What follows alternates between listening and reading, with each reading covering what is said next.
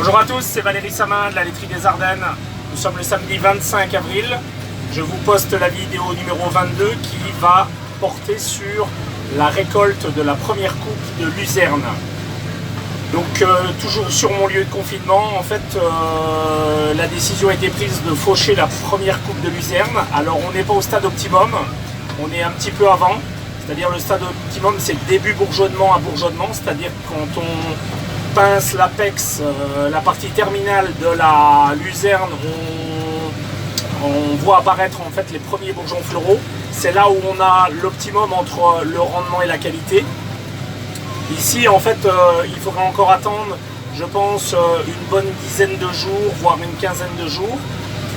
On est le 25 avril, donc on est voilà un petit peu tôt.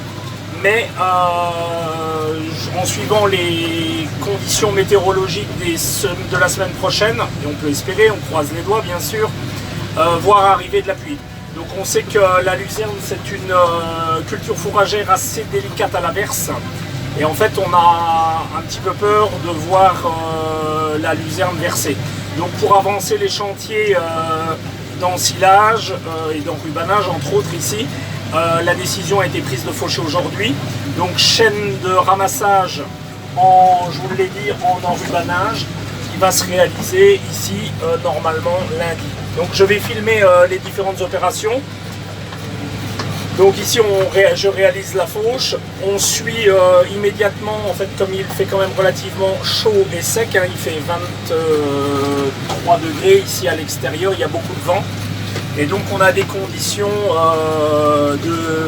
des conditions qui sont relativement bonnes mais assez sèches. Donc le souhait donc va être de ramasser la luzerne en enrubanné autour de 35 à 40% de matière sèche. Et ça on va le réaliser en fait en fauchant. On pirouette immédiatement derrière, mais tout de suite derrière, hein, la pirouette est dans le champ. Ou la faneuse, je ne sais pas comment vous appelez ça, mais suit directement mon travail de fauchage. Ensuite, on ne touchera plus à rien, on ira voir demain et après-demain comment se comporte la luzerne au séchage. On est sur un sol sec, hein, donc avec des nuits, même malgré la fraîcheur, on va avoir très peu de reprise d'humidité dans le fourrage. Et puis on est sur des quantités de fourrage voilà, plutôt assez limité, donc quand c'est bien étalé sur le sol, on va avoir un très bon séchage.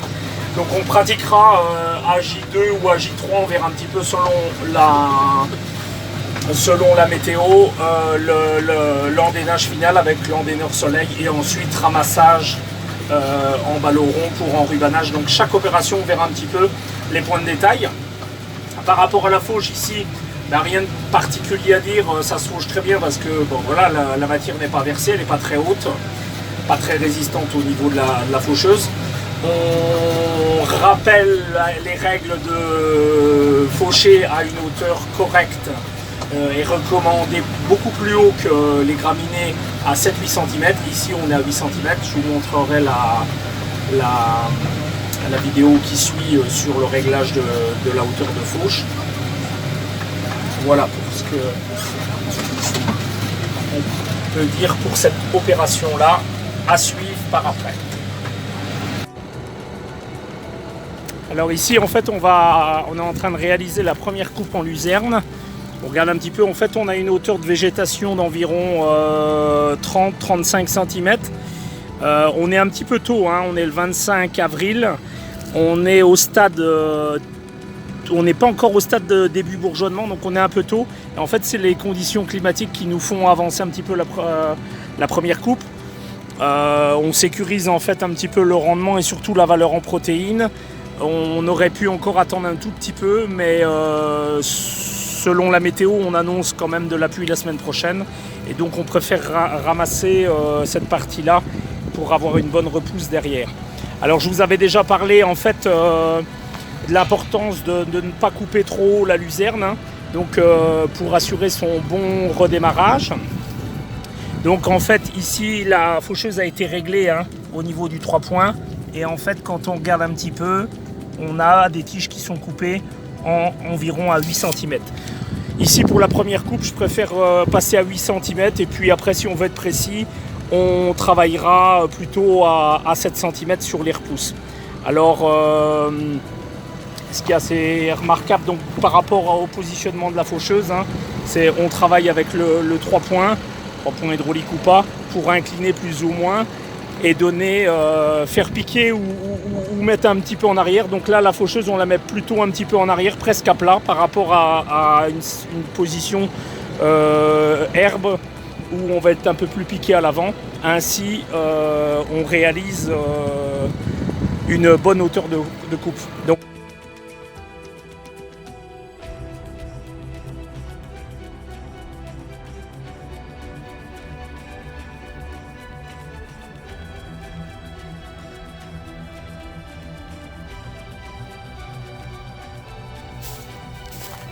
bon, voilà, on est 24 heures environ après le fauchage de la parcelle. La journée a été relativement ensoleillée. Il a fait 22-23 degrés. Du vent d'est toujours. Pas intense, mais du vent d'est. Et encore, on fait à cette heure-ci un fort ensoleillement. Donc en fait, comme je vous l'avais dit, on n'a pas du tout touché à la luzerne. Il y a eu le pirouettage. Donc ce qu'on voit, hein, c'est qu'elle commence à blanchir. Elle commence à blanchir en surface. Par contre, voilà, en dessous, ça reste bien vert. On a, quand on regarde un petit peu, pas de perte jusqu'à maintenant, pas de dessèchement. Donc on a encore une luzerne qui est pas fragile, hein. En plus, elle est à un stade très jeune, donc on a moins de sensibilité de perte de feuilles. On est agréablement surpris également par la quantité. Un amas, c'est pas mal. On verra ce que ça fait au niveau des ballots. Donc ce qui est prévu, en fait, c'est demain matin,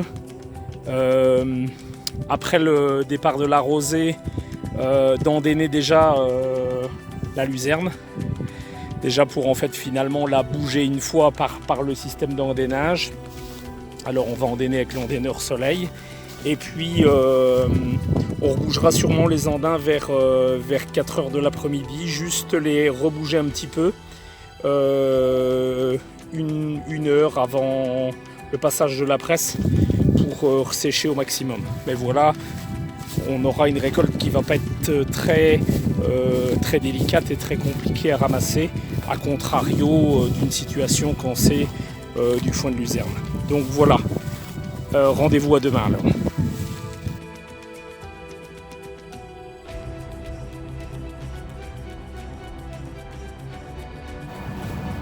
Voilà, on est lundi matin, il est 9h30, 10h.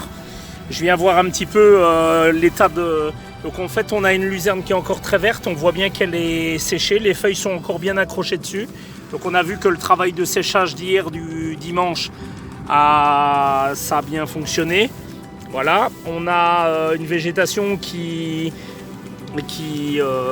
enfin une masse qui a bien séché. Ici, en fait, on va endéner. On va faire un pré-endénage déjà pour faire sécher un peu le dessous. Et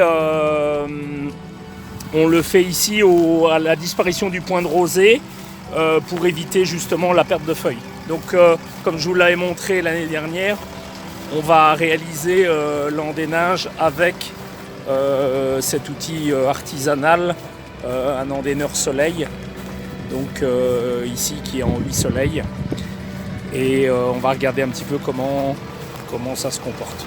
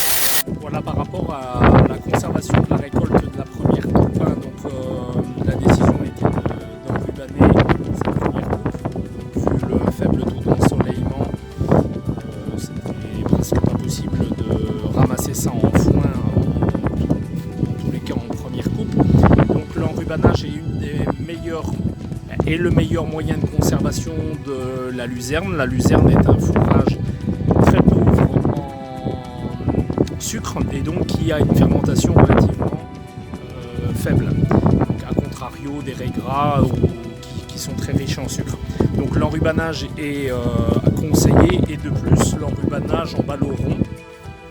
Car en fait par rapport au fourrage on va avoir un gros avantage d'avoir quelque chose qui est tenu par un filet. Donc ici on n'a déjà pas de tiges qui vont pouvoir piquer. La zone où ça va être en fait le plastique, vous voyez ici il y a juste les deux premières couches.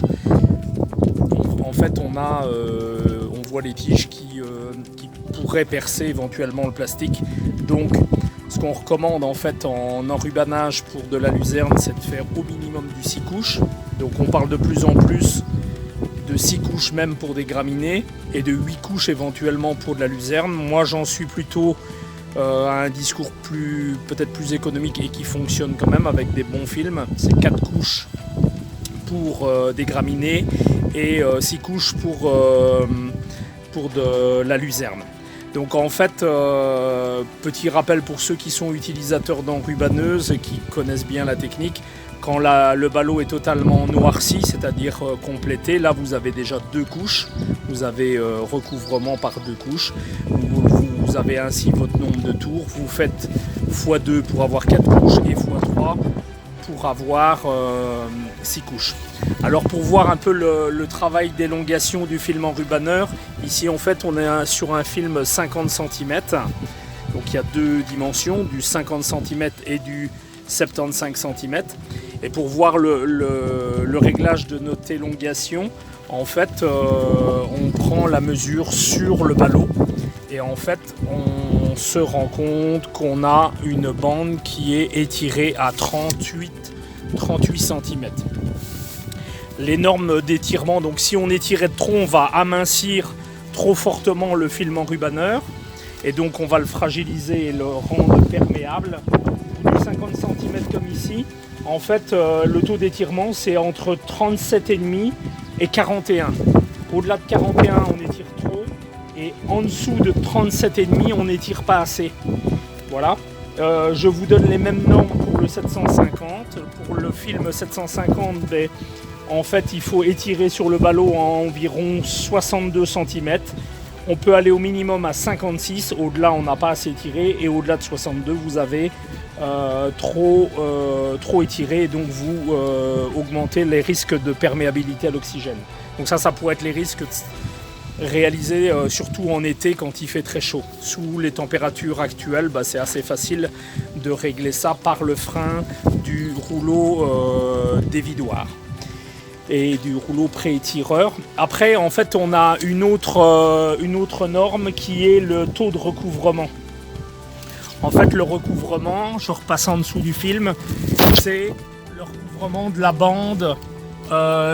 bande du film enrubaneur sur la suivante. Donc la nouvelle bande sur la bande actuelle. Alors là, ici, c'est pas tout à fait bien étiré, mais on est environ à 24-25 cm de recouvrement.